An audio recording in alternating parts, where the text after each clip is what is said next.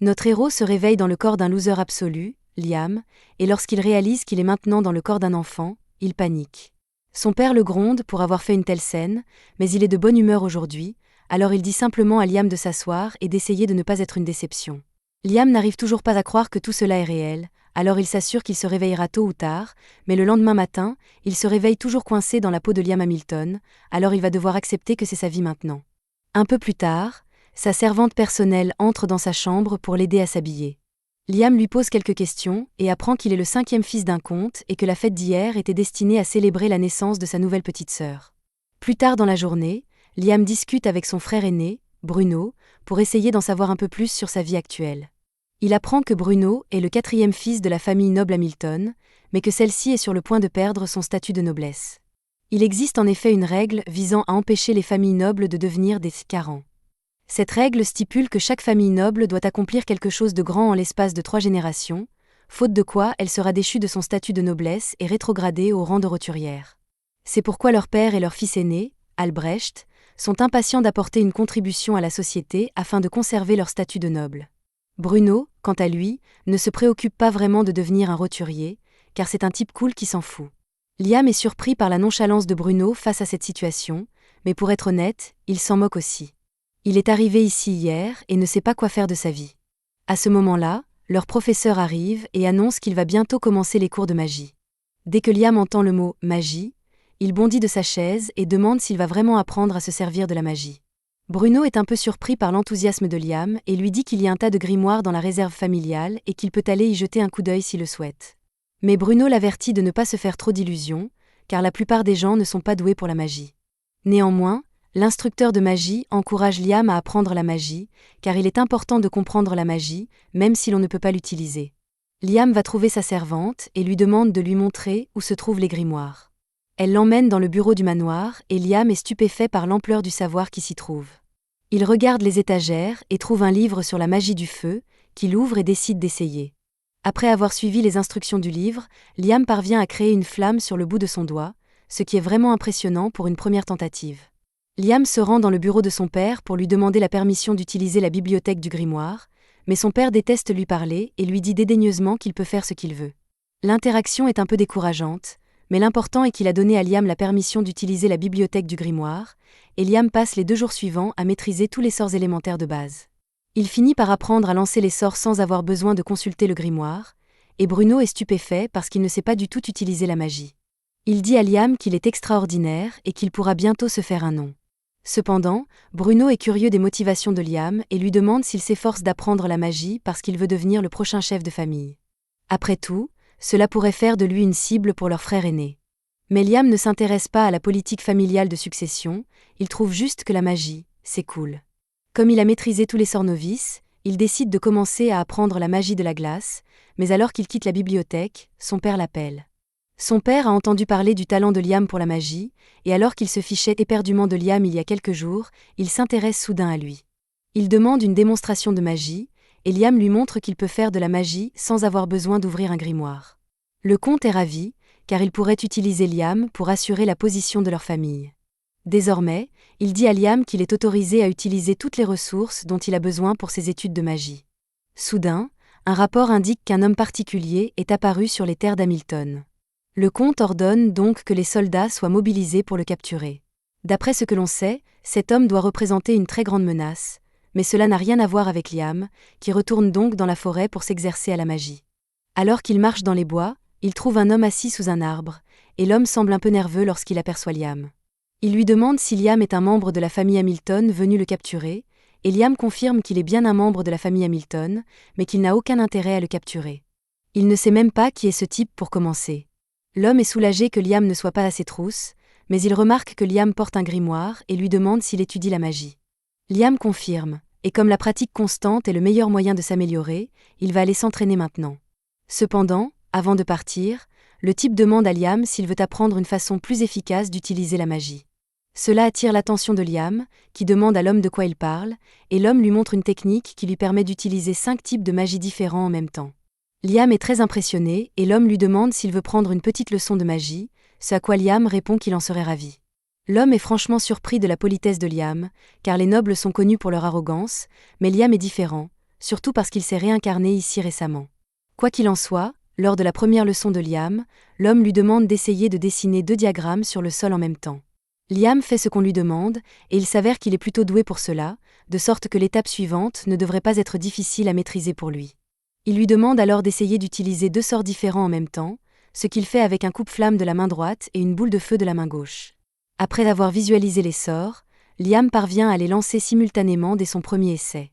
L'homme est vraiment stupéfait, car il est extrêmement rare que quelqu'un parvienne à utiliser cette technique, qui plus est dès le premier essai. Il encourage Liam à continuer et lui dit d'essayer d'utiliser 3 sorts à la fois au lieu de 2.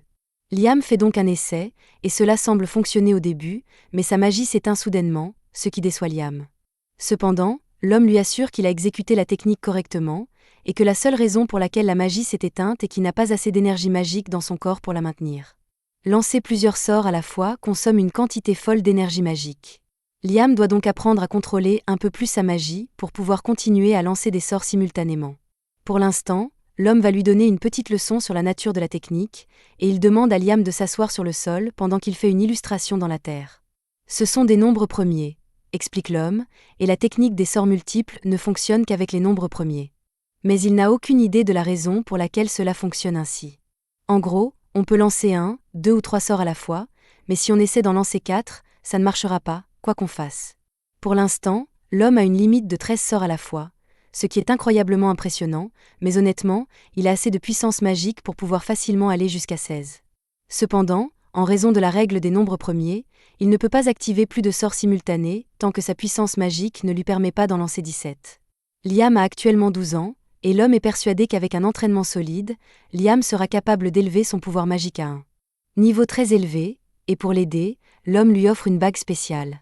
L'anneau est en fait un énorme grimoire qui contient toutes sortes de sorts, que Liam peut apprendre quand il le souhaite.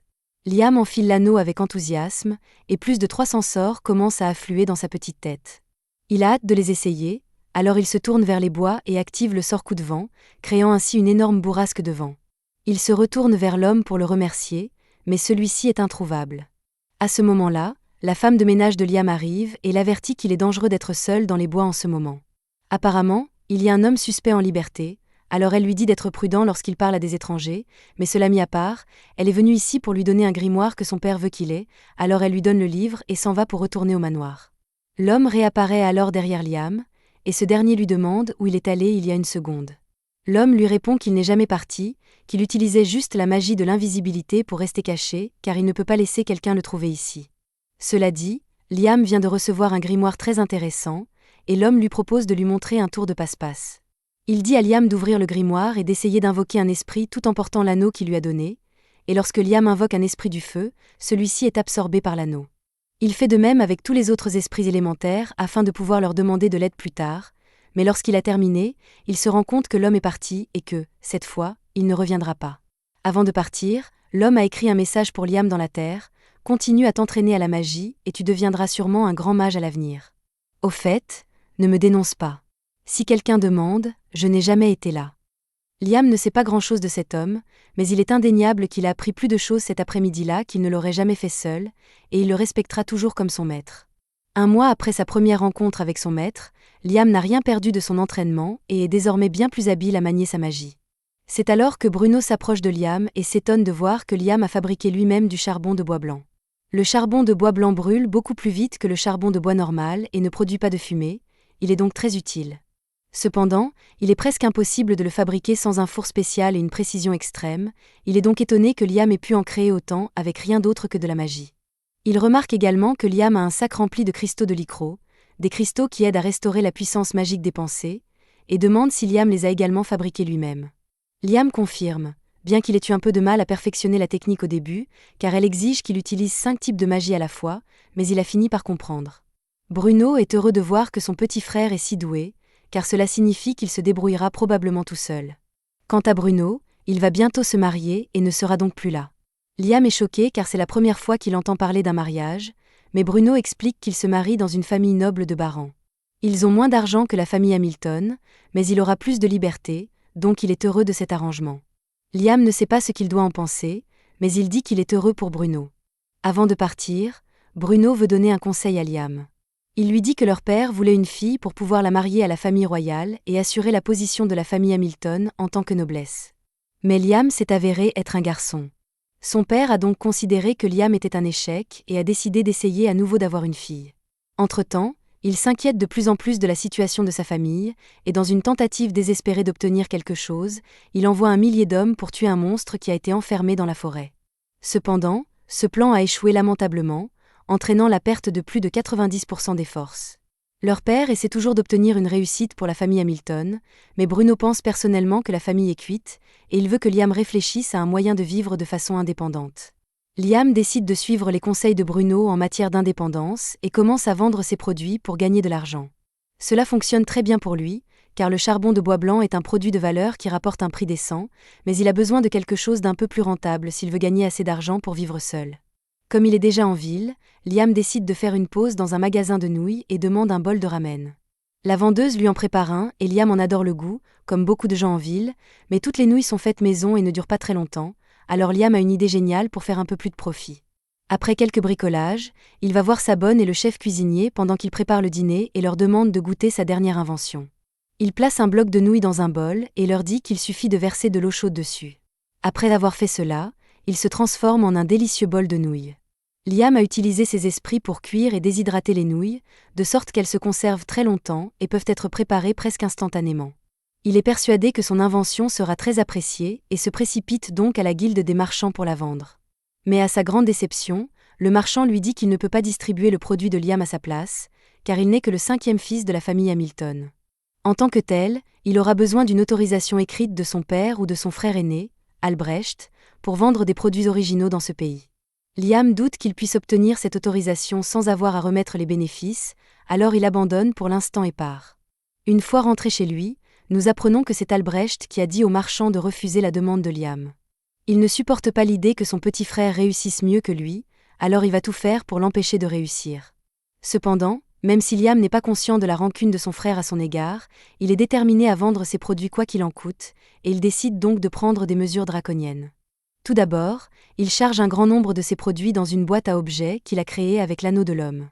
Ensuite, il commence à lancer des invocations, mais cette fois-ci, au lieu d'invoquer un esprit, il compte s'en servir pour s'invoquer lui-même. Au départ, cela semblait fonctionner comme une téléportation, mais au lieu de cela, il invoque un clone parfait de lui-même et l'envoie dans un pays voisin. S'il n'est pas autorisé à vendre ces objets dans la région d'Hamilton, il devra les vendre ailleurs. Quelques jours plus tard, le clone de Liam lui envoie un message pour lui faire part de toutes les ventes qu'il a réalisées récemment et, à ce rythme, Liam pourrait bien devenir indépendant. Quand Liam ne vend pas ses marchandises, il utilise son clone pour pratiquer ses sorts d'attaque, et il a finalement appris à contrôler le sort de missile magique, alors il est assez content de lui. Soudain, il entend quelqu'un s'approcher de lui. Il se débarrasse alors de son clone et part à la découverte de l'identité de cette personne, et à sa grande surprise, il découvre qu'il s'agit d'Albrecht. Albrecht ne perd pas de temps et demande immédiatement à Liam ce qu'il veut devenir à l'avenir. Liam sait qu'Albrecht lui pose cette question parce qu'il veut savoir si Liam représente vraiment une menace pour sa position de successeur de la famille. Mais, comme nous l'avons déjà dit, Liam ne s'intéresse pas à la politique familiale, et il dit à Albrecht qu'il veut devenir indépendant à l'avenir. Albrecht est soulagé, car il n'aura plus à rivaliser avec Liam pour les droits de succession s'il devient indépendant.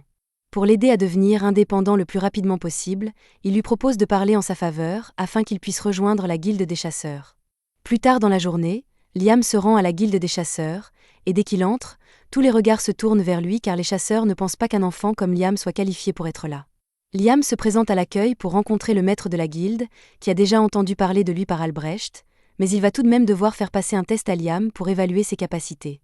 Il demande à Liam de lui lancer un sort offensif avec l'incantation qu'il veut, mais Liam n'a jamais entendu parler d'incantation auparavant, et il n'a donc aucune idée de ce dont le maître de la guilde est en train de parler. Le maître de la guilde s'attendait à ce que Liam soit un peu plus fort que la moyenne puisqu'Albrecht l'avait recommandé, mais après que Liam ait lancé son sort, le maître de la guilde a frôlé la mort. Heureusement, Liam a eu le bon sens de ne pas le viser directement, et après s'être calmé, le maître de la guilde accorde à Liam un statut de rang B. Maintenant que Liam a un rang officiel, il part accomplir sa première mission, mais avant de partir, il est abordé par une fille. Elle se présente sous le nom d'Azuna Aquage et dit qu'elle a été très impressionnée par ce dont Liam est capable, alors elle lui demande s'il veut faire équipe avec elle. Liam avait prévu de faire cavalier seul, mais il ne voit pas d'inconvénient à avoir un partenaire, alors il accepte de faire équipe avec Azuna, qui est ravie de l'entendre. Elle lui prend la main pour l'emmener au travail, mais Liam est confus, car aucun d'entre eux n'a encore reçu de mission. Asuna lui explique que les missions ne sont confiées qu'aux groupes de rang A ou supérieur.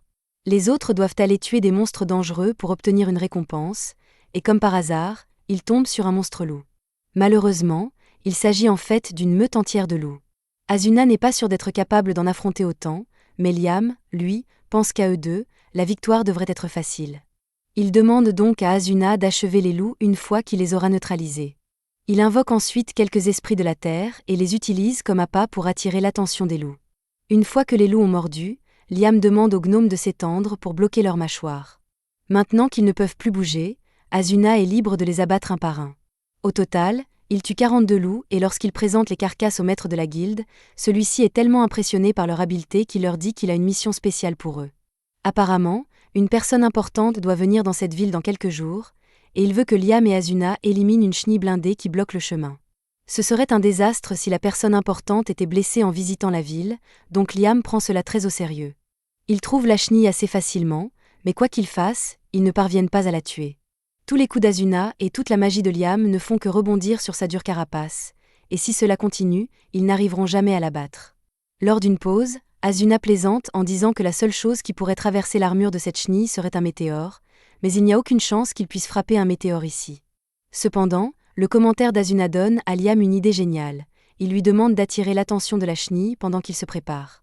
Asuna n'a aucune idée de ce que Liam a l'intention de faire, mais elle suit son plan et distrait la chenille. Une fois la chenille en position, Liam ouvre sa boîte à objets et lâche un énorme rocher sur le verre, le tuant d'un seul coup. La méthode est si efficace qu'ils parviennent à tuer une deuxième chenille. Craignant qu'il n'y ait d'autres chenilles dans les parages, Liam utilise un sort de recherche après avoir tué la première chenille, et c'est ainsi qu'il trouve la deuxième chenille tapie dans les parages, qu'il tue également. Le maître de guilde est tellement impressionné par la performance d'Asuna et de Liam qu'il leur offre 5 fois la récompense initiale.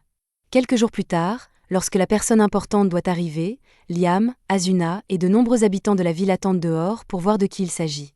Le père de Liam et Albrecht sont également présents pour accueillir leur invité, mais pour une raison ou une autre, l'homme semble s'intéresser à Liam.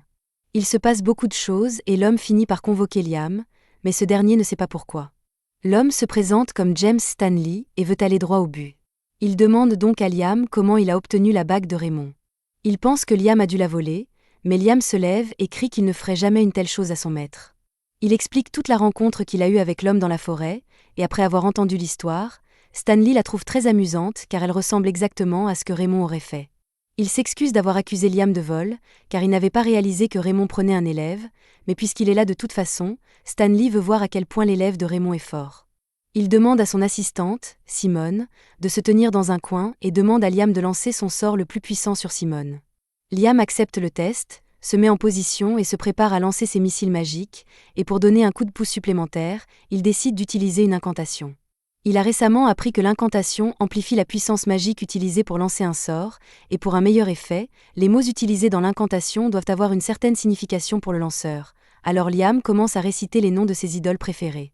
L'incantation fonctionne manifestement, car Liam passe de 7 à 11 sorts d'un coup.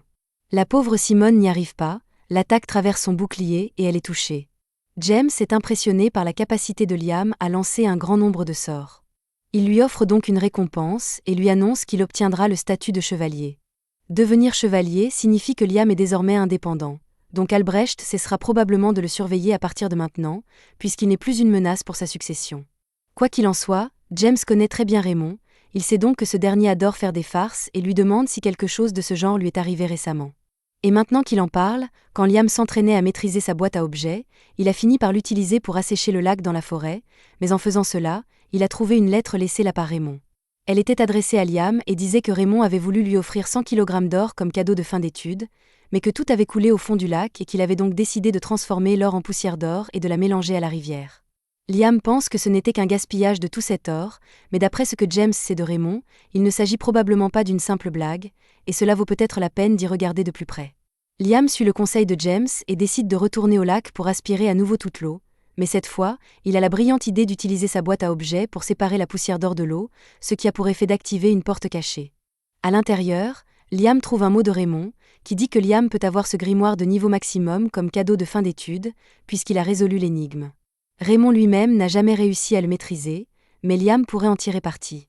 Liam jette un coup d'œil au grimoire et y trouve un sort intéressant appelé « Autre monde ». Après plusieurs heures d'essais et d'erreurs, Liam parvient enfin à faire fonctionner le sort. Le sort « Un autre monde » crée une dimension séparée, que Liam contrôle totalement. Il peut donc ouvrir un portail n'importe où, et personne ne peut y entrer sans sa permission. Liam est ravi de toutes les choses incroyables qu'il peut faire avec ce sort, et dès qu'il en a l'occasion, il repart à la chasse avec Asuna. Cette fois-ci, ils sont confrontés à une énorme grenouille. Liam tente d'abord d'utiliser ses esprits de feu pour l'attaquer, mais cela ne suffit pas à tuer la grenouille. En représailles, la grenouille commence à charger son attaque ultime, et juste avant qu'elle ne soit touchée, Liam attire Asuna dans sa dimension de poche. Grâce à cela, ils sont tous les deux à l'abri de l'électrocution de la grenouille, et une fois que la grenouille n'a plus d'énergie, ils l'achèvent. Un peu plus tard, ils reviennent à la guilde avec la pierre magique de la grenouille, et le maître de la guilde a du mal à croire qu'ils ont réussi à le faire. Cette quête était de rang A, donc il s'attendait au moins à ce qu'ils se battent un peu, mais il semble que ce soit à peine un défi pour Liam. Asuna s'énerve contre le maître de guilde parce qu'il ne cesse de parler de Liam seul, alors qu'elle s'est battue à ses côtés. Le maître de la guilde s'excuse, mais comme Liam a en quelque sorte tout fait, il a oublié qu'Asuna faisait partie de l'équipe. Il voit bien qu'Asuna est contrariée d'être beaucoup plus faible que Liam, alors il prend ses responsabilités et propose à Liam de faire d'Asuna son esclave. Ni l'un ni l'autre ne pense que c'est une bonne idée car, en tant qu'esclave, Asuna serait obligée d'obéir à tous les ordres que Liam lui donnerait. C'est alors que le maître de la guilde mentionne le fait qu'en tant que familière de Liam, Asuna deviendrait automatiquement plus forte, proportionnellement à la force de Liam. Dès qu'elle entend cela, elle accepte de devenir l'esclave de Liam. Bien sûr, elle ne pourra pas refuser si Liam finit par faire des demandes perverses, mais Asuna a confiance qu'il ne le fera pas, et même s'il le faisait, elle n'y verrait pas d'inconvénient. Ils finissent par créer le contrat, et une fois que c'est fait, Asuna disparaît immédiatement. Tout le monde est choqué, mais elle réapparaît derrière Liam et explique qu'elle s'est déplacée très rapidement. Une fois le contrat établi, Asuna entend une voix dans sa tête qui lui dit qu'elle a acquis une compétence unique, Speedster. Liam trouve cela incroyablement intéressant, à tel point qu'il veut retenter l'expérience. Mais les contrats familiers obligent à l'obéissance, et il serait difficile de trouver quelqu'un qui soit prêt à perdre sa liberté en échange d'une compétence. Heureusement, Asuna connaît quelqu'un qui serait parfait pour cela. Elles vont voir Jody, l'amie d'Asuna, et lui expliquent toute la situation. Jody n'a rien de mieux à faire en ce moment, elle accepte donc de devenir la familière de Liam. Une fois le contrat conclu, tout le monde lui demande si elle a aussi débloqué une compétence unique. Plutôt que de leur dire de quoi il s'agit, Jody sort de la guilde et revient avec 2 sandwichs. Elle donne l'un des sandwichs à un homme dont la main est cassée, et à la seconde où il le mange, son bras se rétablit. Jody explique que son talent unique lui permet de guérir les gens grâce à la nourriture qu'elle prépare. Quelques jours plus tard, Liam rencontre à nouveau James, qui l'informe que la princesse Scarlett vient lui rendre visite. Liam ne comprend pas pourquoi la princesse viendrait jusqu'ici pour quelqu'un comme lui, mais James lui rappelle qu'il a accompli une quête de rang A, qu'il peut lancer jusqu'à 11 sorts à la fois et qu'il peut accorder des compétences uniques à des personnes en devenant leur maître. La princesse est particulièrement intéressée à voir Liam démontrer les capacités de ses esclaves, mais Liam refuse fermement de faire une telle chose. James n'arrive pas à croire que Liam veuille vraiment refuser une demande de la reine elle-même, mais même si Jody et Asuna sont les familiers de Liam, ils restent ses amis, et il ne les transformera pas en numéros de cirque pour l'amusement de quelqu'un. James voit que Liam n'est pas prêt à changer d'avis et lui dit qu'il peut partir. Une fois Liam parti, il est révélé que la servante qui les avait servis pendant la conversation était en fait la princesse. James s'excuse auprès de la princesse pour le refus de Liam, mais elle trouve intéressant que Liam soit prêt à aller à l'encontre de la royauté pour protéger ses amis. Mais elle veut voir s'il fera de même lorsqu'il lui parlera face à face. Le lendemain, Liam est convoqué par la princesse Scarlett, et cette fois-ci, elle n'est pas déguisée, Liam devra donc faire attention à la façon dont il lui répond. Liam entre dans son palais et s'agenouille devant elle, mais Scarlett veut passer aux choses sérieuses. Elle demande donc que l'on apporte un siège à Liam et mentionne qu'elle a entendu dire qu'il avait vaincu une chenille en armure et une grenouille géante. Elle est particulièrement impressionnée par le fait qu'il ait pu tuer une grenouille sans utiliser de magie avancée, car c'est la première fois que quelqu'un réussit un tel exploit. Mais elle est encore plus intéressée par les familiers de Liam et lui demande de lui montrer ce qu'ils peuvent faire. Liam voit bien qu'elle essaie d'utiliser son autorité pour le forcer à obéir, mais il ne peut pas accepter sa demande. Scarlett lui demande s'il a vraiment l'intention de refuser une demande directe d'une noble, mais quelles que soient les conséquences, Liam reste ferme dans sa réponse. Il refuse catégoriquement de transformer ses amis en numéros de cirque. Il est tout à fait prêt à affronter la colère de Scarlett pour avoir refusé, mais à sa grande surprise, elle éclate de rire. Liam est la première personne qu'elle rencontre qui reste fidèle à sa morale, même face à une autorité supérieure, et elle trouve cela très amusant, alors elle veut le récompenser. Elle déclare qu'à partir de maintenant, Liam portera le titre de baron. Liam panique car il ne pense pas avoir fait quoi que ce soit pour mériter un tel titre, mais Scarlett s'est prise d'affection pour lui, et comme elle est la princesse, elle peut faire ce qu'elle veut. Ainsi, la famille de Liam perdra son statut de simple noblesse, mais Scarlett veut lui offrir autre chose. Elle lui offre un grimoire de contrat familier, et Liam est bien plus excité par cela que par l'idée de devenir baron. Il remercie donc Scarlett à profusion et s'en va s'entraîner avec son nouveau grimoire. Un peu plus tard, Liam est assis dans la forêt en train de lire le grimoire, et il est capable d'utiliser les sorts qu'il contient assez facilement, mais tant qu'il ne maîtrisera pas le livre, ses contrats ne seront pas permanents. Alors qu'il s'entraîne encore, il aperçoit Bruno qui s'approche de lui. Il est très surpris, car Bruno s'est marié et a quitté la maison il y a quelque temps. Liam demande à Bruno ce qu'il fait ici, mais Bruno n'a pas de raison précise. Il voulait juste passer du temps avec son frère, surtout pour féliciter Liam en personne d'être devenu baron, car c'est une grande réussite. Il dit à Liam qu'il est désormais plus haut placé que leur père, mais Liam ne comprend pas ce qu'il veut dire puisque leur père est comte et que Liam n'est que baron. Bruno explique que si les barons sont de rang inférieur au comte, ce pays sépare les nobles en différentes catégories. Ceux qui accomplissent quelque chose et gagnent leur titre par eux-mêmes, et ceux qui héritent de leur titre. Naturellement, ceux qui gagnent leur titre sont considérés comme plus impressionnants. Liam n'avait aucune idée de la façon dont cela fonctionnait, mais même s'il est désormais plus gradé que son père, il ne s'en soucie pas vraiment puisqu'il veut juste apprendre la magie. Alors qu'il se promène dans les couloirs, il croise Albrecht et le salue, mais ce dernier l'ignore grossièrement, si bien que Liam se demande pourquoi il est si en colère. Pendant ce temps, Albrecht est absolument furieux que son stupide petit frère lui fasse de l'ombre.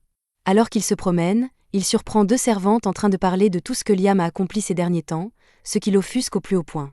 Il leur crie que si elles pensent que Liam est si génial, elles devraient peut-être démissionner et aller travailler pour lui.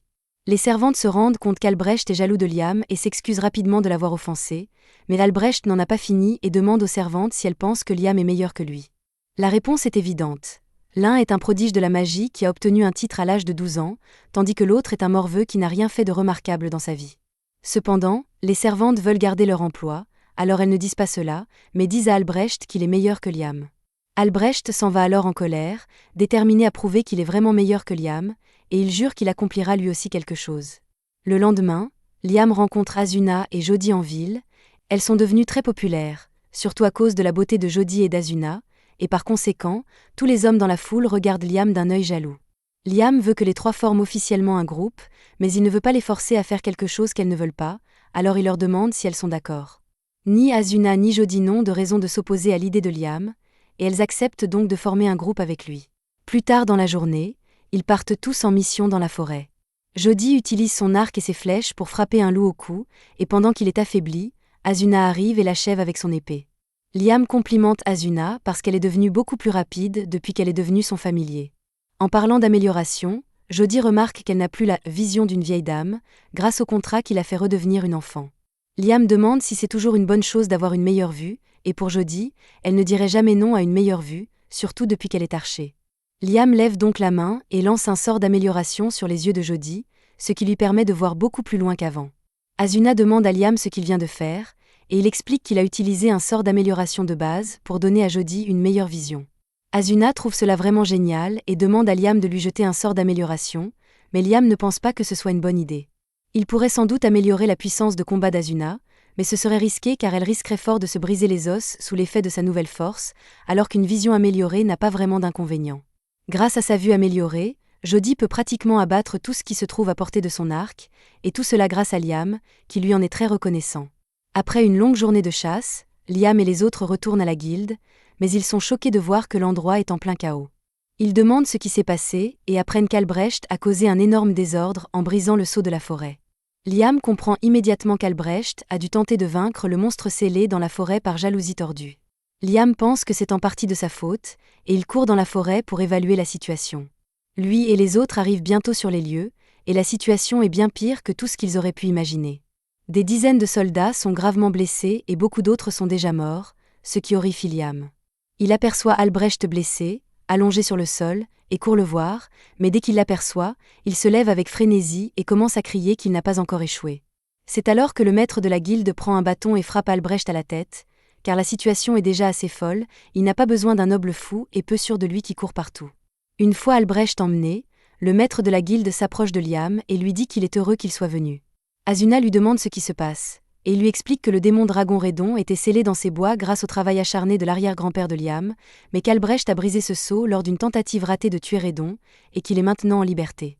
Ils savent comment recéler la bête, et le maître de la guilde a déjà rassemblé toutes les personnes nécessaires pour le faire, mais il y a quelque chose qui les empêche de sceller Redon à nouveau, et ce sont les enfants de Redon. Les petits Redons sont en fait les responsables de tous les dégâts causés ici, et si un tel carnage peut être causé par les petits, alors imaginez ce que le vrai Redon peut faire. Heureusement, comme Redon a été enfermé pendant si longtemps, il lui faudra environ une semaine pour retrouver sa force et attaquer, alors s'ils parviennent à receler Redon avant, ils pourront éviter un désastre. Liam a l'intention d'aider autant que possible, il se rend donc à l'endroit où se trouve Redon et le trouve gardé par les 3 petits Redons. Les petits Redons n'étant pas très grands, Asuna décide de tenter sa chance et se lance à l'assaut. Cependant, l'un des petits Redons lui envoie une boule de feu, et bien qu'elle parvienne à l'esquiver, l'arbre derrière elle est complètement vaporisé. Liam tente alors d'utiliser ses missiles magiques pour attaquer, mais les Redons utilisent leur boule de feu pour contrer, et Liam ne sait plus quoi faire. Son sort d'attaque le plus puissant n'a pas eu d'effet sur eux, mais il lui reste encore un truc à essayer, alors il ordonne à Asuna de prendre Jody et de s'enfuir. Les Redons foncent tous sur Liam, mais avant qu'ils ne puissent l'atteindre, il ouvre sa porte d'un autre monde et les laisse tomber, si bien qu'ils sont tous piégés à l'intérieur. Le maître de guilde n'arrive pas à croire que Liam ait pu vaincre les 3 petits Redons tout seul, et Liam non plus, car il s'en est fallu de peu.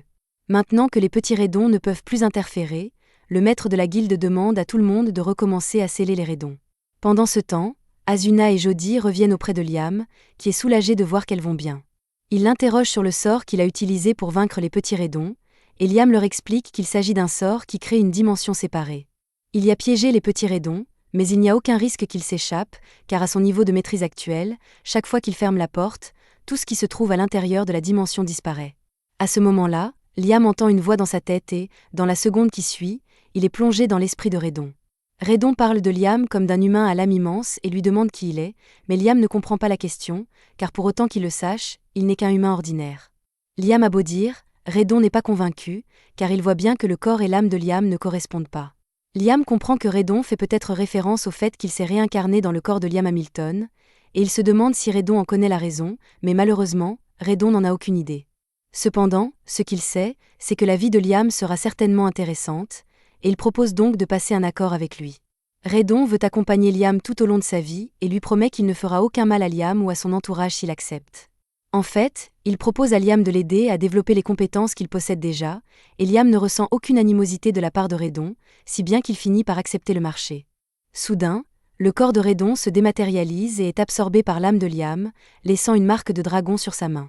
Liam sent le pouvoir de Redon circuler dans son corps, il décide donc de faire un petit essai et lance ses missiles magiques dans le ciel. À sa grande surprise, il est maintenant capable de contrôler et de lancer 17 sorts en même temps, et ce grâce à l'augmentation de puissance que Redon lui a accordée. Cependant, l'utilisation du pouvoir de Redon semble avoir des effets secondaires négatifs, car tout le monde autour de Liam commence à souffrir de maux de tête à cause de l'exposition à un mana aussi dense. Liam remarque que tout le monde se débat et réalise que son mana en est la cause, il le supprime donc et s'excuse d'avoir agi de manière aussi irréfléchie. Pour montrer sa sincérité, il offre au maître de la guilde 10 kg de poussière d'or et lui demande de les utiliser pour payer le traitement de ceux qui ont été gravement blessés au cours de ce combat. Plus tard dans la nuit, Liam rencontre son père, qui lui est très reconnaissant de ce qu'il a fait, car cela a permis d'éviter un grand désastre causé par la myopie d'Albrecht. Il a également appris que James est toujours en ville, et que la nouvelle de l'exploit de Liam ne devrait pas tarder à atteindre la capitale royale. Ce soir-là, Liam va se coucher, mais lorsqu'il se réveille le lendemain matin, il se rend compte que 2 nouveaux sorts sont apparus dans sa tête. Il se précipite dehors pour tester les sorts, et après plusieurs heures d'entraînement, il parvient enfin à utiliser l'un d'entre eux et à invoquer un petit Redon. Avec un peu plus d'entraînement, Liam pourra rendre le petit Redon utile au combat, mais pour l'instant, ce n'est qu'un mignon animal de compagnie. Alors que Liam s'amuse avec le petit Redon, la princesse Scarlett arrive par hasard derrière lui et reconnaît la magie que Liam vient d'utiliser comme de la magie sacrée. Elle savait déjà que Liam était impressionnant, mais pensait qu'il était capable d'utiliser la magie sacrée à un si jeune âge. Quoi qu'il en soit, ce n'est pas pour cela que Scarlett est ici aujourd'hui. Elle est ici pour donner à Liam sa récompense pour avoir vaincu le démon dragon. Elle voulait lui accorder un titre de noblesse plus élevé, Mais les autres nobles étaient vraiment opposés à l'idée qu'un enfant sans terre soit promu aussi fréquemment, alors elle a décidé de lui donner l'ordre du phénix de 3e classe. Pendant qu'elle est là, elle veut aussi savoir comment Liam a réussi à vaincre le dragon, car selon les détails, elle pourrait être amenée à le déclarer héros de leur pays. Cependant, la princesse est complètement horrifiée lorsqu'elle apprend que Liam a absorbé le monstre du dragon. Elle pense que cela signifie qu'elle s'est trompée à son sujet, mais elle vient de le voir utiliser la magie sacrée, alors peut-être que non. Quoi qu'il en soit, elle demande à Liam de garder ce détail secret quoi qu'il arrive. Et le lendemain, Liam reçoit un coffre rempli de 3000 pièces d'or en guise d'argent de poche. Il ne comprend pas pourquoi la princesse veut à tout prix qu'il se taise, mais il va devoir s'y résoudre. Cependant, bien qu'il ait déjà reçu son argent de la princesse, James devient suspicieux et convoque une réunion pour demander à Liam ce qui s'est passé. Liam essaie de nier qu'il s'est passé quelque chose de spécial, mais pour que la princesse lui verse autant d'argent en cachette, il doit s'agir d'un secret de grande envergure. Il interroge donc un peu Liam, qui finit par craquer et révèle qu'il peut utiliser la magie sacrée. Il montre l'un des sorts qu'il peut utiliser et informe James que ce sort lui permet de se débarrasser de tous les effets d'état négatifs, y compris la pétrification et le poison. James trouve cela incroyable, mais sa puissance est prévisible puisque la magie sacrée est considérée comme un acte de Dieu. Il demande à Liam s'il sait quelque chose de la guerre des 3 dragons, ce que Liam ne sait pas, alors James commence à lui expliquer l'histoire. Il y a très longtemps, 3 grands dragons se sont affrontés jusqu'à ce qu'un seul soit victorieux. On dit que la victoire du dragon était en grande partie due à son utilisation de la magie sacrée, et après cela, le dragon aurait rejoint un humain, et sa magie aurait été utilisée pour fonder ce royaume. Lorsque James dit « rejoint », la première chose qui vient à l'esprit de Liam est que le dragon et l'humain se sont mariés et ont eu des enfants, mais ce n'est pas le cas. James fait remarquer que Liam est l'exemple même de ce à quoi ressemble l'union avec un dragon. Maintenant qu'il y pense, Reden est entré dans son corps, donc les deux sont techniquement unis. James explique à Liam qu'il est en train de recréer la légende de la fondation de cette nation, mais aussi incroyable que cela puisse paraître, il y a des choses plus urgentes à discuter. La noblesse de la famille Hamilton vient du fait que leur grand-père a réussi à sceller un monstre dragon, mais il s'avère que Reden n'était pas un monstre dragon, mais plutôt le dragon fondateur de la nation, et que la famille de Liam a donc scellé à tort le fondateur de la nation.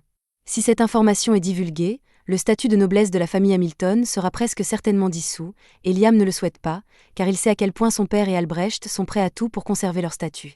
Mais il y a quelque chose qui inquiète encore plus James, car il est possible que Reden soit furieux d'avoir été enfermé et qu'il prépare sa vengeance contre leur nation.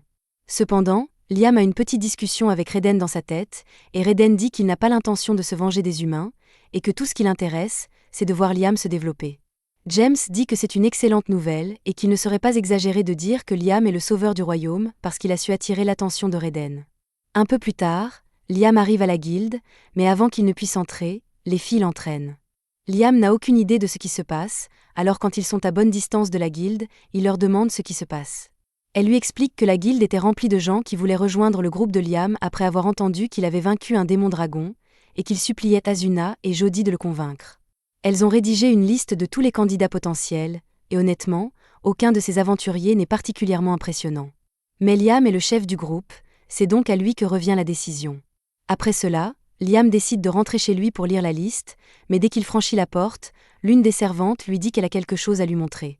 Il s'agit de demandes émanant de jeunes filles de diverses familles nobles qui souhaitent devenir l'épouse de Liam. Liam s'attendait à ce que cela se produise puisqu'il est populaire maintenant, mais il n'est pas prêt à faire face à autant de demandes. Même son frère lui apporte une lettre à ce moment-là, mais heureusement, ce n'est pas son frère qui essaie d'épouser Liam, c'est l'un des parents de la famille dans laquelle il s'est marié. Puisqu'il est là, Bruno demande à Liam ce qu'il a fait, car il n'est pas normal de recevoir autant de demandes en mariage en même temps, même s'il a vaincu le dragon. Les seules personnes à qui Liam a parlé de cette histoire de magie sacrée sont la princesse et James, mais comme la princesse l'a payé très cher, les autres nobles ont compris qu'il devait y avoir quelque chose d'important avec lui.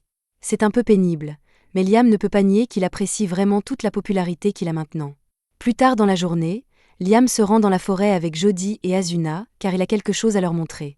Il ouvre sa dimension de poche, et en entrant, Asuna et Jody découvrent une énorme maison au milieu de la pièce. Liam explique qu'il l'a fait construire par un charpentier et qu'il l'a ensuite déplacée ici à l'aide de sa boîte à objets. C'est impressionnant, mais Asuna craint que la maison ne disparaisse comme ce qui s'est passé avec les Reden Junior à l'époque. Liam explique qu'il maîtrise parfaitement ce sort et que plus rien ne disparaîtra à l'intérieur, c'est pourquoi il a mis tous ses objets ici. Il fait visiter la maison à Asuna et Jody, qui s'amusent toutes les deux, mais Jody fait remarquer que l'endroit est constamment éclairé et qu'il serait difficile de s'y endormir. Liam a une idée et décide d'invoquer un esprit de l'ombre pour assombrir l'endroit. Cela fonctionne, mais un peu trop bien, car tout l'endroit est devenu noir. Liam tente d'éclaircir un peu les lieux en demandant à un esprit du feu d'allumer la cheminée, mais cela ressemble encore trop à un décor de film d'horreur, alors il demande à l'ombre si elle peut contrôler le niveau d'obscurité qu'elle crée. Malheureusement, l'ombre est de bas niveau et ne peut donc pas contrôler l'obscurité qu'elle crée. Une ombre de niveau moyen serait capable de le faire, mais Liam n'a pas encore appris le sort permettant d'en invoquer une. Asuna trouve vraiment dommage que l'ombre de bas niveau ne puisse pas devenir une ombre de niveau moyen. C'est alors que Liam se souvient que les contrats qu'il a conclus avec ses familiers permettent d'élever le niveau des gens, et il passe donc un contrat avec l'ombre, qui monte effectivement en niveau. L'ombre remercie Liam d'avoir conclu un contrat avec elle, et comme elle est maintenant de niveau moyen, elle limite le niveau d'obscurité dans la zone pour donner l'impression qu'il fait nuit. Elle dit ensuite à Liam qu'il peut faire appel à elle à tout moment, mais Liam n'est pas sûr de pouvoir invoquer l'ombre puisqu'il ne sait pas utiliser la magie spirituelle de niveau intermédiaire. Cependant, l'ombre fait remarquer que Liam porte un anneau de stockage magique, et qu'il devrait donc pouvoir l'utiliser pour l'absorber et l'invoquer quand il le souhaite. Liam n'y avait pas pensé, il essaie donc et l'anneau absorbe vraiment l'ombre de niveau moyen. Il fait ensuite la même chose avec tous les autres esprits, les faisant monter en niveau avant de les ranger dans son anneau, si bien que Liam dispose désormais d'un grimoire d'invocation de niveau moyen. Le lendemain, Liam se rend dans la forêt à la demande de Reden, et une fois arrivé à l'endroit désigné, Reden lui demande d'invoquer l'un des Reden Juniors. Liam l'invoque et les Reden Juniors créent une ouverture dans une barrière qui révèle des dizaines de lutins cachés dans la forêt. Dès que les lutins réalisent que Liam est un humain, ils s'envolent pour ne pas être blessés. Liam tente de les calmer en leur expliquant qu'il n'est pas leur ennemi. Il leur dit que c'est Reden qui lui a dit de venir ici, et après avoir entendu le nom de Reden, les faits semblent lui faire un peu plus confiance. Les ailes de lutin sont des ingrédients précieux pour les potions, et les humains les ont presque chassés jusqu'à l'extinction à un moment donné. C'est pourquoi Reden a décidé de les protéger en créant une barrière dans la forêt. Cependant, comme il vit maintenant dans Liam, il ne peut plus maintenir la barrière, et il veut que Liam protège les lutins à sa place. Pour ce faire, Liam veut d'abord former des contrats de familiarité avec tous les lutins, alors il leur demande s'ils sont d'accord. Les lutins font confiance à Liam puisqu'ils travaillent pour le compte de Reden, et comme il va passer des contrats avec eux, Reden demande à Liam de leur donner des noms, car nommer les choses donne un pouvoir supplémentaire à la magie humaine. Liam conclut un contrat et décide d'appeler le premier lutin Rena. Cependant, à sa grande surprise, une fois le contrat terminé, Rena se transforme de lutin en elfe. Reden trouve intéressant que les lutins se soient transformés en elfes, mais il n'est pas surpris. En revanche, Liam est totalement déconcerté et n'a aucune idée de la façon dont cela a pu se produire. Reden explique qu'en formant un contrat magique et en nommant le lutin en même temps, la puissance magique des deux actions a résonné et a créé une réponse plus forte que la normale, ce qui explique pourquoi le lutin a tant évolué. Pour l'instant, Reden dit qu'il serait préférable que Liam nomme tous les familiers avec lesquels il passe des contrats. Après avoir vu les effets du contrat, tous les autres lutins sont impatients de passer un contrat et demandent à Liam de les nommer à leur tour. Une fois que tous les lutins ont été transformés en elfes, Rena lui demande quelques ordres puisqu'il s'agit de ses familiers. Liam n'a pas vraiment réfléchi à l'avenir puisqu'il est venu ici à la demande de Reden, mais comme les lutins sont maintenant tous des elfes, il suggère qu'il commence à se construire un village. Il désigne également Rena comme chef du village, car c'est la première lutine qu'il a fait évoluer et c'est la seule dont il se souvient du nom pour l'instant. Une fois cette question réglée, les elfes se mettent au travail pour construire leur village, et Liam est complètement épuisé car il a utilisé beaucoup trop de pouvoirs magiques pour conclure tous ses contrats. C'est alors qu'il sent une grande puissance magique provenant des profondeurs de la forêt. Il va donc voir ce qu'il en est et trouve un fruit doré accroché à un arbre. Il sent qu'une grande quantité de mana s'en dégage et interroge Rena, qui lui explique qu'il s'agit d'un fruit fabriqué par les lutins. Il recueille le mana qui flotte dans l'air et le condense en un seul endroit, c'est donc du miel de mana. Liam lui demande s'il peut le manger, et Rena n'y voit pas d'inconvénient. Il coupe donc le fruit et en prend une bouchée. Lorsqu'il le fait, non seulement son pouvoir magique est rétabli, mais sa capacité magique globale est également augmentée, si bien qu'il peut désormais lancer 19 sorts sans avoir à chanter. Le lendemain, Liam revient au village pour voir comment vont les choses, et Rena sort pour l'accueillir, mais elle a de mauvaises nouvelles. Bien qu'il leur ait dit de se construire un village, ils ne savent pas comment construire des maisons, et c'est le mieux qu'ils aient pu faire. Liam s'est dit que cela pourrait arriver, alors il est prêt à leur apprendre à construire des maisons pour eux-mêmes. Cependant, sa leçon est interrompue lorsqu'ils entendent l'un des elfes appeler à l'aide. Des bandits se sont frayés un chemin dans la forêt, et dès qu'ils ont repéré une elfe, ils ont décidé de l'enlever et de la vendre pour de l'argent. Liam n'a évidemment pas l'intention de se laisser faire et exige que les bandits relâchent Suzy immédiatement, mais les bandits étant des bandits, ils n'écoutent pas et essaient plutôt de l'attaquer. Liam invoque un clone et l'utilise pour lancer une attaque simultanée sur les bandits et les assommer. Bien qu'il ait sauvé Suzy, il se rend compte que cette forêt est bien trop dangereuse pour un groupe d'elfes et il a l'intention de les emmener ailleurs. Il veut les mettre dans sa dimension de poche pour l'instant, mais il n'est pas sûr qu'ils puissent tous s'y tenir car l'espace n'est pas très grand. Cependant, lorsqu'il jette un coup d'œil à l'intérieur, il se rend compte qu'il a beaucoup grandi depuis la dernière fois qu'il l'a vu. C'est probablement à cause du miel de lutin qu'il a mangé hier, et cela lui convient parfaitement, alors il dit à tous les lutins de rentrer à l'intérieur pour qu'ils puissent les emmener dans un endroit sûr. Un peu plus tard, Liam est revenu sur sa terre et ouvre sa dimension de poche pour que les lutins en sortent, et ils sont choqués de constater qu'ils se trouvent dans une région complètement différente. Liam leur dit qu'il les a amenés sur sa terre pour qu'ils n'aient plus à craindre d'être attaqués. Les elfes sont reconnaissants, mais ils sont encore plus étonnés que Liam ait pu les transporter tous ici en un seul sort. Ils se prosternent tous pour demander à Liam de devenir leur roi, et s'il accepte de les gouverner, ils jurent de faire tout ce qu'ils demandent. Liam ressent le besoin de les protéger, il accepte donc de devenir leur chef, mais il leur demande de ne pas l'appeler roi parce qu'il ne veut pas avoir à s'occuper de la politique qui en découle. Quoi qu'il en soit, puisqu'il est leur chef, il doit leur trouver une terre pour qu'ils puissent y vivre. 4 jours passent et Liam essaie toujours de trouver un endroit pour les elfes, c'est pourquoi il pratique sans relâche la nouvelle magie que Reden lui a donnée, et quand il a enfin trouvé, il dit à tout le monde de se mettre en rang. Il les téléporte ensuite à une centaine de kilomètres de l'endroit où ils se trouvaient auparavant, dans un lieu appelé les îles scellées. C'est Reden qui a scellé cette terre, mais il leur a permis de l'utiliser autant qu'ils le souhaitaient. Le voyage aurait duré 4 jours s'ils avaient voyagé normalement, mais grâce à la magie de téléportation qu'il a apprise de Reden, il peut se rendre instantanément dans n'importe quel endroit où il est déjà allé. Il dit aux elfes qu'ils peuvent désormais vivre ici, mais qu'il aura besoin de quelqu'un pour leur construire des maisons. Pour l'instant, il laisse à Reden Junior le soin de protéger les elfes jusqu'à ce qu'ils reviennent, et il se téléporte chez lui. Là, il reçoit la visite de la princesse, qui veut lui demander si Reden a déjà parlé d'un endroit appelé les Terres Promises. Liam n'a jamais entendu parler des Terres Promises, mais Reden lui a permis d'utiliser un endroit appelé les Terres Scellées, alors la princesse demande à Liam s'il peut l'y emmener. Liam répond qu'il est d'accord, mais qu'en échange, il a besoin de quelque chose de sa part. Il lui demande d'amener l'un des ingénieurs de la cour, car il a un projet à mener à bien. Cependant, il n'a pas l'intention d'emmener le véritable ingénieur, alors il crée un clone de Golak et téléporte le clone, ainsi que la princesse, avec lui dans les Terres Scellées. À son arrivée, la princesse est certaine qu'il s'agit des Terres Promises. Elle raconte donc la légende selon laquelle le salut de l'humanité se trouve dans les Terres Promises, et que cet anneau en est la clé. L'anneau appartient à la famille royale depuis des générations, mais il commence à réagir à Liam, et lorsqu'il le touche, un énorme morceau de terre se met à flotter à son commandement. La princesse s'incline devant lui et lui demande de créer une nation pour le bien de l'humanité.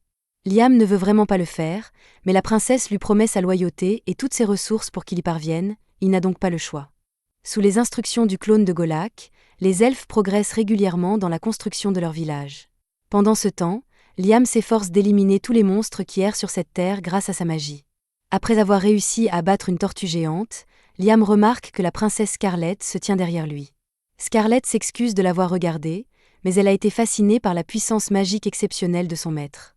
Liam n'est toujours pas à l'aise avec la relation maître-serviteur que souhaite Scarlett, alors il lui dit qu'elle n'est pas obligée de le servir. Après tout, son statut de deuxième princesse du royaume est bien supérieur à celui de Liam. Cependant, Scarlett fait cela parce qu'elle le veut. Sa famille a du sang de dragon qui coule dans ses veines, c'est pourquoi les femmes de sa famille sont généralement mariées pour tisser des liens avec d'autres nations. C'est pourquoi elle préfère servir le dieu dragon Reden, plutôt que de rester la princesse du royaume. Après avoir constaté à quel point Scarlett est dévouée, Reden se prend d'affection pour elle et lui dit de marcher 1 kilomètre vers le nord, car il y a là quelque chose qui pourrait lui plaire. Elle et Liam suivent les indications de Reden, et au milieu de la forêt, ils trouvent l'entrée de ruines anciennes. Ils entrent et découvrent un dragon de métal assis au milieu de la pièce. Alors qu'ils s'approchent, le dragon se réveille, et on dirait qu'il est sur le point d'attaquer. Reden explique que cette chose est l'un des gardiens qu'il a créé, et qu'elle va certainement les attaquer, mais que si Liam peut retirer l'une des lettres anciennes sur son front, elle deviendra un animal de compagnie obéissant. Cela semble assez facile. Liam se téléporte donc sur le front du dragon, et à l'aide d'une lance sacrée, il parvient à percer l'une des lettres, désactivant ainsi le mode de défense du dragon. Le dragon réagit alors au sang de dragon qui coule dans le corps de Scarlett et décide de l'écouter. Scarlett accepte avec joie la garde du dragon, mais quand Liam dit qu'il veut retourner à la surface, Scarlett dit qu'elle va attendre ici un moment car elle ne veut pas laisser son dragon seul avant qu'il ne se soit complètement remis de la blessure causée par l'attaque de Liam. Liam n'arrive toujours pas à se faire à l'idée que quelqu'un d'aussi important que Scarlett soit à son service, mais Reden suggère que Liam doit simplement devenir quelqu'un d'aussi important. Ainsi, il ne sera plus gêné, mais c'est plus facile à dire qu'à faire. À ce moment-là, Liam remarque une perturbation venant de la direction du village que les elfes sont en train de construire. Il se téléporte donc pour voir ce qui se passe, et à sa grande horreur, il découvre que le village est complètement en ruine. Les elfes lui expliquent que cela a été causé par des hommes-loups qui ont attaqué soudainement, et en parlant d'hommes-loups, ils réapparaissent et commencent à exiger que les intrus quittent immédiatement cette terre sacrée. Liam voit bien que les hommes-loups les ont pris pour des intrus, alors il tente d'expliquer qu'ils ont reçu la permission de rester ici, mais avant qu'il ait pu dire quoi que ce soit, l'homme-loup l'attaque. Liam est obligé de se téléporter et de se défendre avec un peu de magie.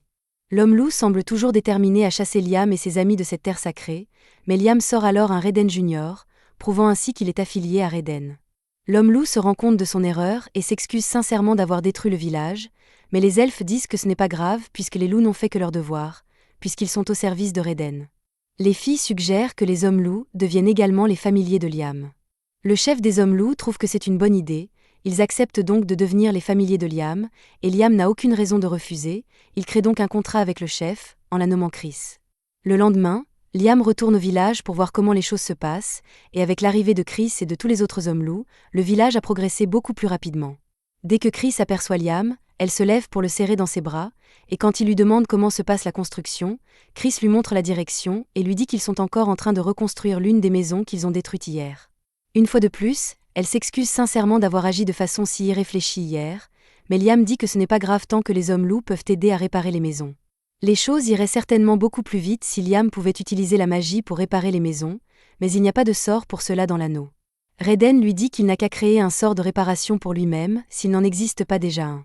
Liam n'avait aucune idée qu'il pouvait créer ses propres sorts, alors Reden lui explique qu'il lui suffit d'imaginer clairement chaque étape du processus de ce qu'il essaie d'accomplir. Une fois cela fait, il jette le sort sur un morceau de bois et demande à Chris de le briser pour lui. Chris s'exécute, mais à sa grande surprise, juste après l'avoir brisé, le morceau de bois se répare comme s'il était neuf. Liam explique que c'est l'effet du sort qu'il vient de créer, It Memory. Il permet aux objets inanimés de conserver un état particulier quoi qu'il arrive, donc s'il l'utilise sur les maisons, quoi qu'il arrive, les bâtiments resteront debout. Après s'être familiarisé avec la création de sorts, Liam commence à expérimenter toutes sortes de sorts et finit par créer des missiles magiques explosifs. Il a l'intention de continuer à inventer d'autres sorts, mais tout à coup, on l'appelle pour une urgence. Des humains ont envahi la Terre et chassent les lutins qui y vivent. C'est vraiment grave, alors Liam se précipite pour enquêter et découvre les intrus. Il se met en travers de leur chemin et les avertit de faire demi-tour parce que c'est sa nation. Les hommes pensent que Liam n'est qu'un enfant stupide, ils l'ignorent et continuent d'avancer, mais Liam tire un coup de semonce pour bien faire comprendre qu'il ne plaisante pas. Les hommes n'apprécient pas, et au lieu de faire demi-tour et de partir, ils décident d'attaquer, ce qui ne laisse pas d'autre choix à Liam que d'éliminer chacun d'entre eux. Après s'être occupé de tous les soldats, Liam retourne au village, où Rena le remercie d'avoir protégé les lutins. Ces derniers vivaient dans la forêt, mais ils ont été attaqués par les soldats qui tentaient de les capturer. Liam dit aux lutins qu'ils peuvent tous rester ici aussi longtemps qu'ils le souhaitent, et qu'il est même prêt à conclure des contrats avec eux. Mais comme il y a beaucoup de lutins ici, Liam passe beaucoup de temps à les nommer, et il commence à être à court de noms. Le lendemain, Liam réunit les filles de sa dimension de poche et leur montre le casque pour leur demander si elles savent quelque chose à son sujet. Scarlett reconnaît l'écusson du casque comme étant celui de Palta, et comme les royaumes de Jamil et de Kisté, Palta est un royaume qui borde la terre promise. Cela signifie que les hommes qui ont attaqué hier étaient probablement des éclaireurs de Palta, et si c'est le cas, les éclaireurs de Jamil et de Kisté finiront par se manifester à leur tour. Les trois nations étaient autrefois séparées par la vallée, mais maintenant que la barrière d'illusion de Reden n'est plus en place, elles doivent essayer de revendiquer le territoire pour elles-mêmes. Scarlett pense que le seul moyen d'empêcher définitivement quiconque de s'emparer des terres promises est que Liam forme une nation ici, et Liam est d'accord. Scarlett commence donc à dresser la liste des choses dont il aura besoin pour former une nation. Il lui faut des terres, des gens et du pouvoir, et Liam a manifestement déjà des terres. Pour ce qui est des gens, la popularité de Liam se répandant, les gens afflueront naturellement à ses côtés, il n'a donc pas à s'en préoccuper. La seule chose qui reste à considérer est la puissance militaire. Liam est peut-être fort tout seul, mais il a besoin d'une force de défense suffisamment puissante pour protéger le pays même s'il n'est pas là. Chris se porte donc volontaire pour protéger la terre promise et jure qu'elle tuera quiconque tentera de l'attaquer. Liam n'apprécie pas la violence de sa déclaration, mais les hommes-loups sont bien adaptés au combat, et il décide donc de lui confier la sécurité. Scarlett explique à Liam qu'il n'a qu'à continuer à construire son village tout en démontrant sa puissance en repoussant les envahisseurs ennemis, et tôt ou tard, les nations environnantes se rendront compte qu'il serait bien plus avantageux de s'allier avec lui. Tout le monde est d'accord sur ce plan d'action, mais dès le lendemain, les choses ont progressé bien plus vite que Liam ne le pensait. Il est accueilli par un homme nommé Leonardo, qui se présente comme un noble du royaume de Jamil, envoyé ici par le roi de Jamil pour rencontrer Liam. Il explique que le royaume de Jamil ne veut pas se battre avec lui, et qu'il est donc ici dans l'espoir de former une alliance. Si Liam accepte, le roi de Jamil est prêt à lui offrir la main de la princesse Scarlett. Liam est un peu méfiant, car il n'a encore rien fait qui justifie une telle offre. D'après les actions précédentes de Scarlett, Jamil doit avoir compris que ces terres ont un rapport avec le dieu dragon, et il est donc possible qu'ils essaient de se mettre dans son camp pour cette raison. Il crée donc un sort de télépathie sur place et commence à parler à Scarlett pour lui demander si elle pense que c'est une bonne idée d'accepter leur offre. Scarlett lui dit qu'ils devraient accepter, car s'ils se mariaient tous les deux, cela leur donnerait au moins une demi-année de temps pour développer leur nation. Liam suit son conseil et dit à Leonardo qu'il serait honoré d'épouser la princesse Scarlett. Cependant, il souhaite repousser le mariage d'1 an afin de pouvoir développer pleinement sa nation et en faire quelque chose de digne de la famille royale. Leonardo dit qu'il comprend et part transmettre la déclaration de Liam au roi. Maintenant que tout est réglé, Liam décide de visiter le manoir de la princesse Scarlett dans la capitale royale. Mais le voyage est très long, alors il demande à Scarlett d'escorter son clone, et une fois que le clone est arrivé, il téléporte le vrai Liam sur place. Maintenant que Liam a visité le manoir de Scarlett, il peut revenir quand il le souhaite, et comme c'est la première fois qu'il se rend dans la capitale royale, il aimerait pouvoir faire du tourisme. Mais comme il est maintenant le souverain d'une autre nation, Liam doit rester discret pendant son séjour. Scarlett l'invitait à entrer pour prendre un thé, mais avant que Liam n'entre, il sent une partie de l'énergie de Reden irradier de cet endroit, alors il demande à Scarlett s'il y a quelque chose à l'intérieur qui pourrait remonter à Reden. En effet, il y a quelque chose qui correspond à cette description, et Scarlett conduit Liam à la cathédrale de son manoir, où une statue de Reden a été conservée. Cette statue a été transmise par la famille maternelle de Scarlett depuis des générations, mais Reden n'avait aucune idée que cette chose existait encore puisqu'il l'avait oubliée il y a des millénaires. Il dit à Liam de s'approcher de la statue et de lancer un sort All Clear, et lorsque Liam le fait, la statue commence à briller avant d'être transférée sur le corps de Scarlett.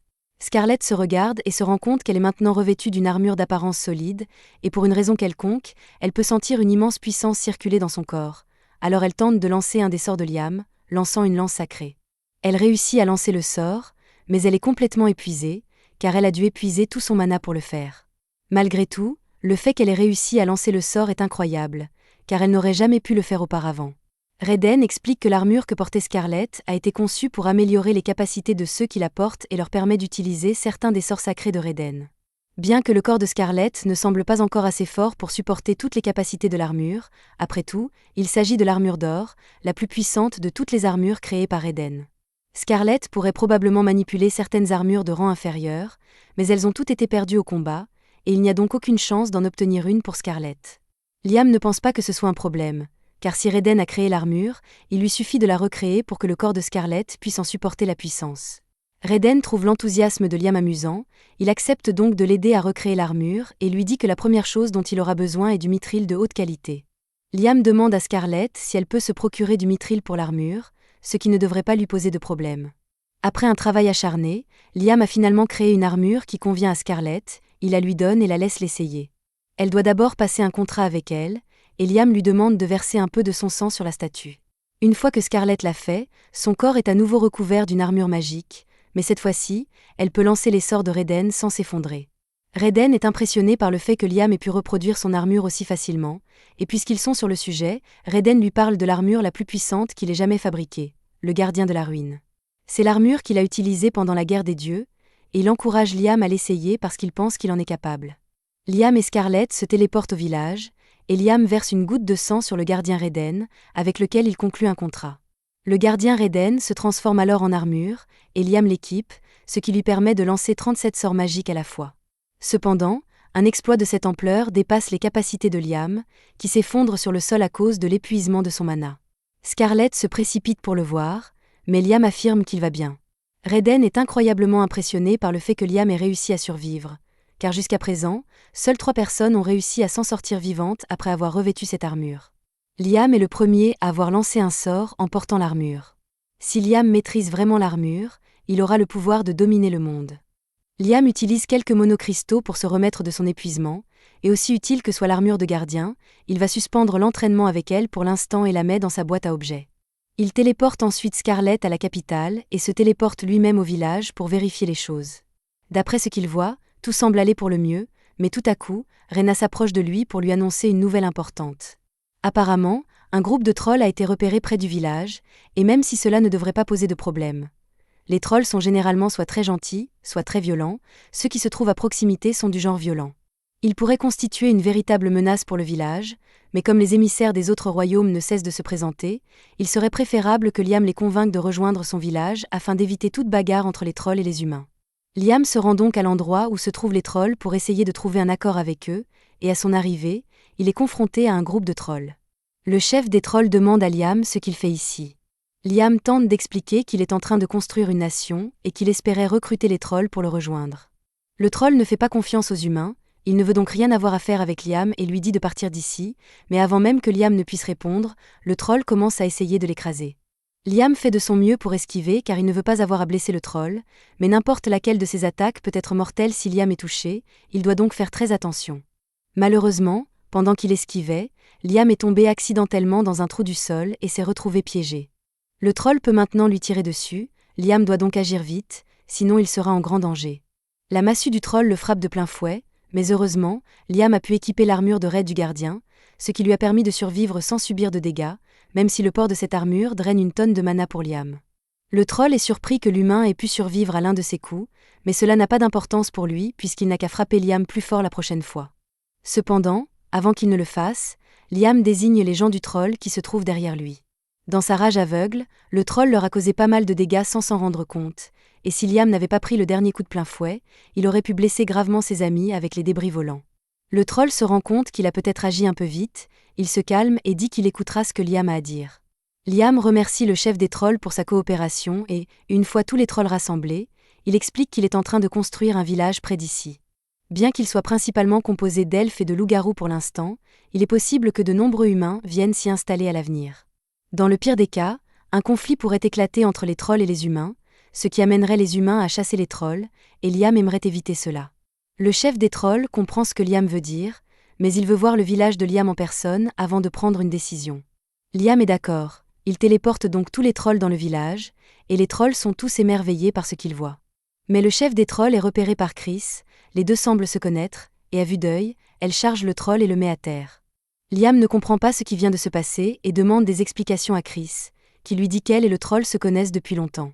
Pour faire court, Chris et le troll se trouvent l'un et l'autre très ennuyeux, si bien qu'à chaque fois qu'ils se croisent, ils finissent par se battre.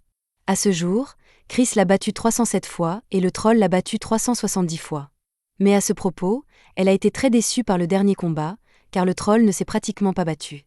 Elle lui demande s'il s'est affaibli, mais Liam rappelle à Chris qu'elle s'est transformée en loup-garou et que le troll ne s'est pas affaibli, il est devenu plus fort. Le troll s'énerve parce que Chris est maintenant trop forte pour qu'il puisse se battre, mais Chris lui dit que son augmentation de puissance est due au fait qu'elle a conclu un contrat avec Liam, et qu'elle suggère au troll de faire de même pour qu'il soit à nouveau sur un pied d'égalité.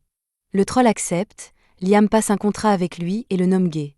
Le contrat fait évoluer Gay d'un troll à 1 giga, et bien qu'il ait rétréci, Liam peut voir que sa puissance a augmenté de façon spectaculaire.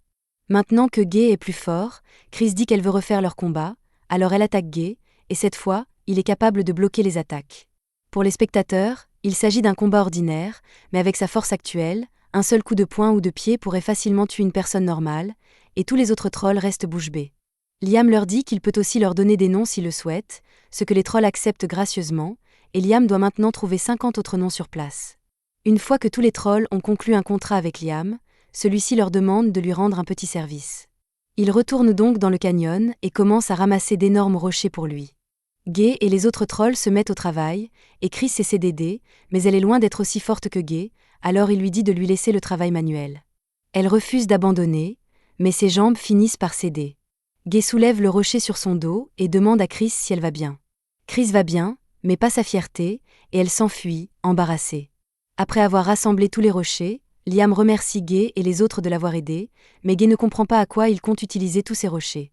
Liam explique que lorsqu'il a rencontré les trolls pour la première fois, il a remarqué qu'il y avait beaucoup de minerais, alors il veut essayer de faire fondre les roches pour en extraire les métaux. Il invoque une salamandre pour créer un four et faire sauter les roches jusqu'à ce qu'il obtienne une tonne de fer, un peu de cuivre, un peu d'or et un tout petit peu de mithril. Liam est très déçu car il espérait obtenir plus de mithril à partir des minerais, le mithril étant l'ingrédient principal utilisé pour fabriquer les armures. Liam demande à Reden s'il est vraiment nécessaire d'utiliser du mithril pour l'armure, et Reden répond que le mithril est vital car aucun autre métal n'est assez résistant pour supporter le stress que l'armure subira.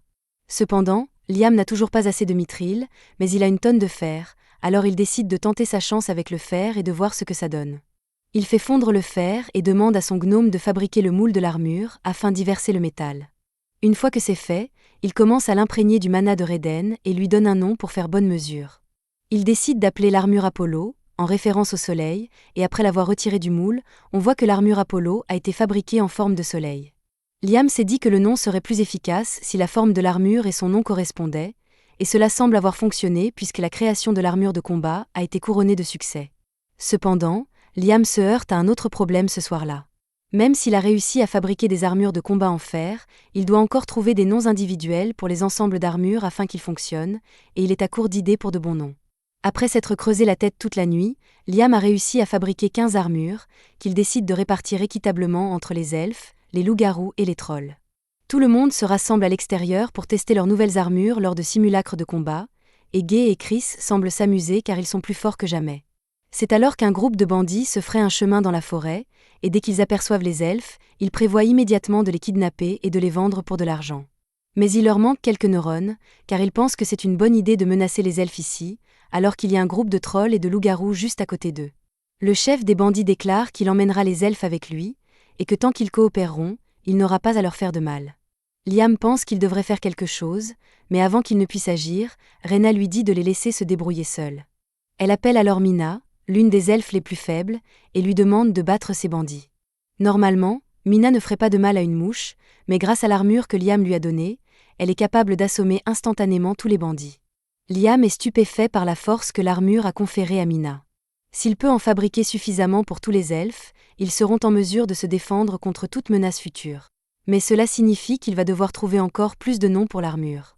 Alors que Liam est en pleine réflexion, le chef des bandits parvient à se faufiler derrière lui et tente de prendre Liam en otage, en exigeant que tout le monde l'écoute s'il ne veut pas que Liam meure. Cependant, personne ne réagit parce qu'ils savent que le bandit ne peut pas blesser Liam, et une seconde plus tard, Liam le frappe avec un missile puissant directement au menton. Les autres bandits réalisent enfin qu'ils ne sont pas de taille à affronter Liam après avoir vu leur chef se faire plonger dans le coma par un uppercut, et ils s'enfuient donc de la forêt. Cette nuit-là, Liam se rend dans sa dimension de poche, car il doit y faire quelque chose. Il convoque un groupe d'esprits de l'eau et leur dit qu'il a recueilli beaucoup d'eau de mer et qu'il aimerait qu'ils séparent le sel de l'eau pour que les habitants du village puissent l'utiliser. Les esprits de l'eau acceptent d'aider, Liam commence donc à déverser l'eau salée et les esprits de l'eau commencent à la purifier. Cependant, l'un des esprits des eaux s'approche de Liam parce qu'elle a quelque chose à lui dire. Liam ne la reconnaît pas tout de suite, mais elle lui explique qu'elle a été le premier esprit de l'eau avec lequel Liam a passé un contrat, et qu'elle veut lui exprimer sa gratitude parce qu'elle a pu faire beaucoup plus de choses depuis qu'elle a évolué grâce à lui. Elle apprend même à posséder des objets physiques, bien que le monarque des esprits n'aime pas que les esprits interfèrent trop avec le monde physique. Liam est intrigué par l'existence d'un monarque des esprits, mais il est encore plus intéressé par le fait que l'esprit de l'eau puisse posséder des objets. À partir du niveau intermédiaire, un esprit peut posséder des objets, et l'équipement possédé par un esprit est connu pour être particulièrement puissant, alors Liam a une bonne idée. Il demande à l'esprit de l'eau si elle veut bien l'aider à faire une petite expérience, et elle répond qu'elle est plus qu'heureuse de l'aider. Tout d'abord, Liam nomme l'esprit de l'eau 0 pour lui donner un avantage supplémentaire, et après avoir créé une armure de combat en forme d'esprit de l'eau, il la fait posséder par 0. Il réussit à créer une armure de combat possédée, il fait donc la même chose avec les esprits du feu et de la terre et donne les 3 armures à Rena, Chris et Gay. Cela augmente considérablement leur pouvoir et ils sont tous impatients d'utiliser leur force pour servir Liam. Mais si Liam ne fait cela que pour s'assurer de pouvoir protéger sa nation, il a déjà amassé suffisamment de puissance militaire pour prendre le contrôle de toutes les nations environnantes s'il le souhaite, et il n'a pas l'intention de ralentir de sitôt, car la poursuite de la magie est tout ce qui compte pour Liam. Maintenant que les affaires du royaume de Liam sont en grande partie réglées, Liam décide de rentrer chez lui pour la première fois depuis un moment. Lorsqu'il arrive à la guilde, il est accueilli par Jody et Asuna, qui sont assez contrariés parce qu'il a disparu pendant des semaines sans rien dire. Liam s'excuse, mais il avait beaucoup de choses à gérer, alors il a oublié de les prévenir. Asuna lui dit de ne pas s'inquiéter, car ce n'est pas si grave, et surtout, elle veut simplement qu'il leur donne leur argent. Liam ne comprend pas de quoi il parle au début, alors Jody lui rappelle qu'il lui avait demandé de garder de l'argent pour eux il y a quelque temps. Lorsque la princesse Scarlett a versé à Liam son argent de silence, il a organisé une réunion avec Jody et Asuna pour leur en parler.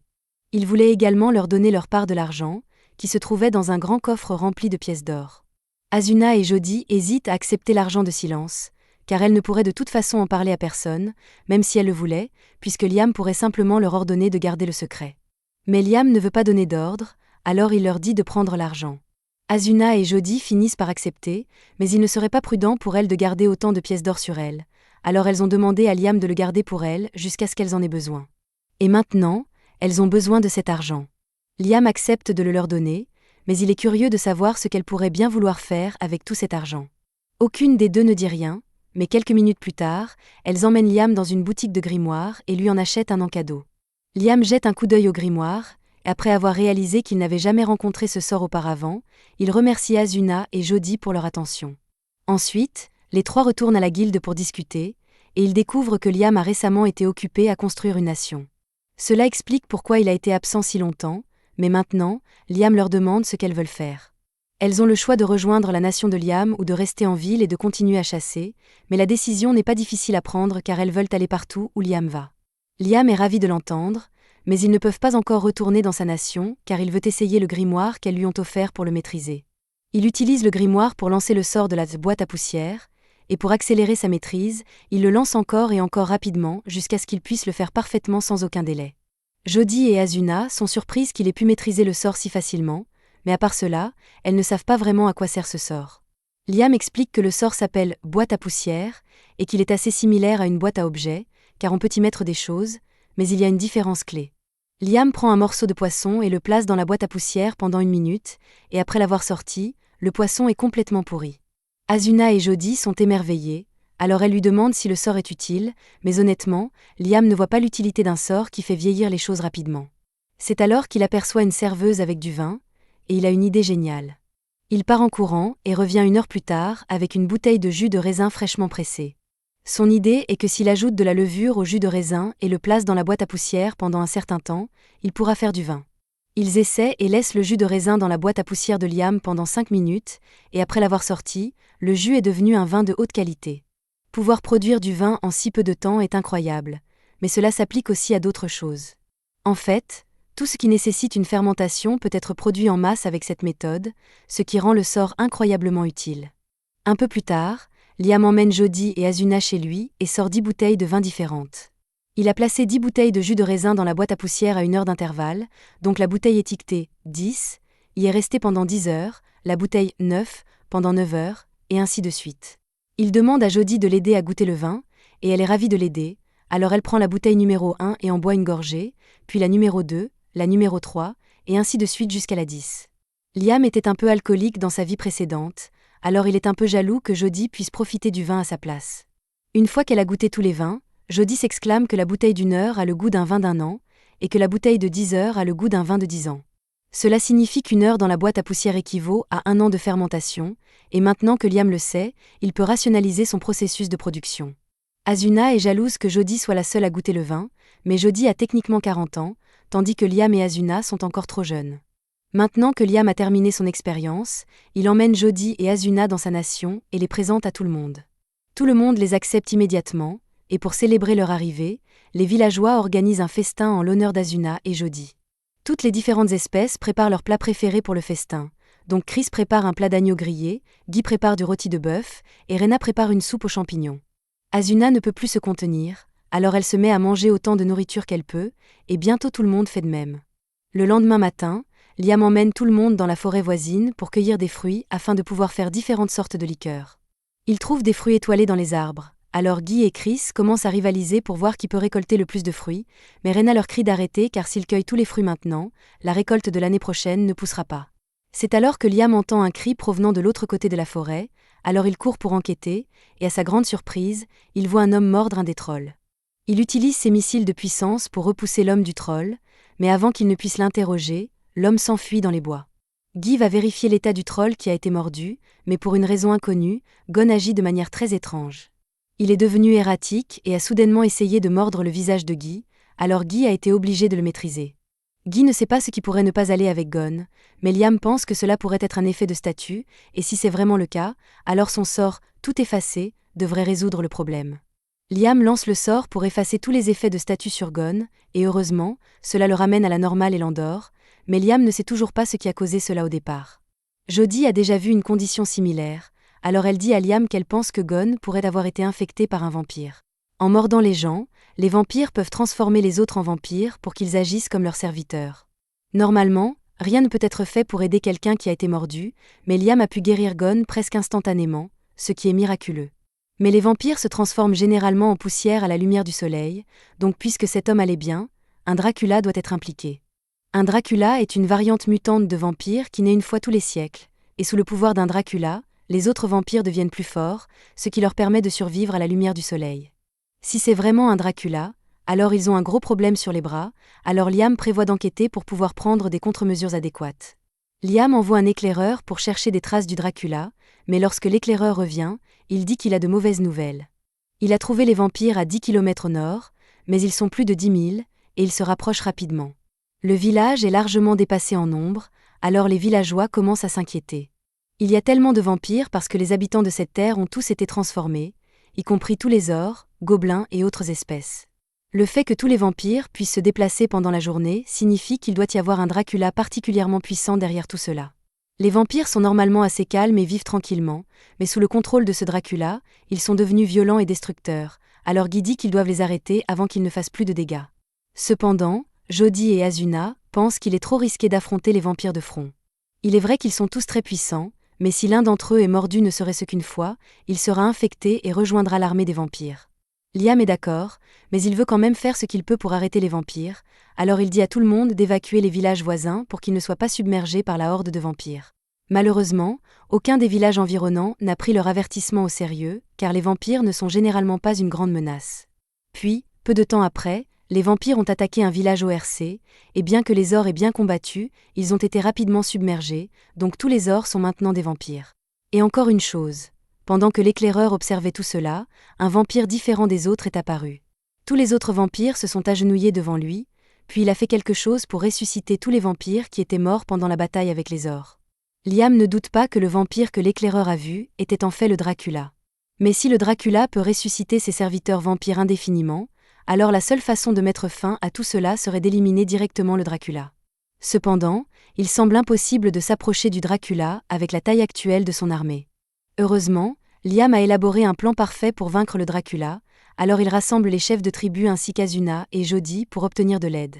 Les 5 finissent par affronter les vampires dans une vallée, mais juste avant que les vampires ne les atteignent, ils enfilent tous l'armure que Liam a fabriquée pour eux, et ils commencent tous à tailler les vampires en pièces. Les corps de vampires s'accumulent de tous les côtés, et une fois que le groupe a infligé des dégâts significatifs, Guy dit qu'il devrait battre en retraite car c'est plus que suffisant pour attirer l'attention du Dracula. Effectivement, le Dracula apparaît bientôt devant eux, mais alors qu'il est sur le point de ressusciter ces vampires tombés, Liam intervient et le téléporte ailleurs. Le Dracula est à la fois confus et impressionné que Liam ait pu le déplacer contre sa volonté, alors il demande à Liam ce qu'il a fait. Liam explique qu'il les a téléportés à 100 km de là, pour que le Dracula ne puisse plus interagir avec aucun de ses semblables.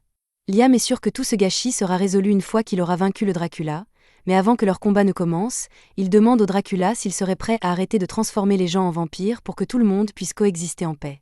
Le Dracula refuse la résolution pacifique de Liam, car il n'a aucune intention d'arrêter avant d'avoir converti toutes les espèces inférieures en ses serviteurs. Dans ce cas, le Dracula ne laisse à Liam d'autre choix que de le combattre, alors il tire plusieurs missiles de puissance sur lui, mais même si les missiles l'atteignent directement, le Dracula reste parfaitement indemne. Il se désintègre ensuite et réapparaît derrière Liam, mais Liam parvient à se téléporter avant que le Dracula ne puisse le frapper. Liam essaie ensuite de frapper le Dracula avec plusieurs lances sacrées, mais malgré avoir été transpercé plusieurs fois, le Dracula se désintègre à nouveau et se reforme comme neuf.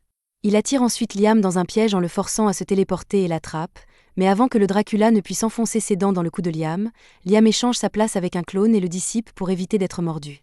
C'était vraiment juste. Alors Liam envisage d'utiliser son gardien Redon et son armure, car cela lui donnerait un énorme boost de puissance, mais cela drainerait aussi tout son mana, donc c'est trop risqué à utiliser jusqu'à ce qu'il soit sûr de pouvoir vaincre le Dracula.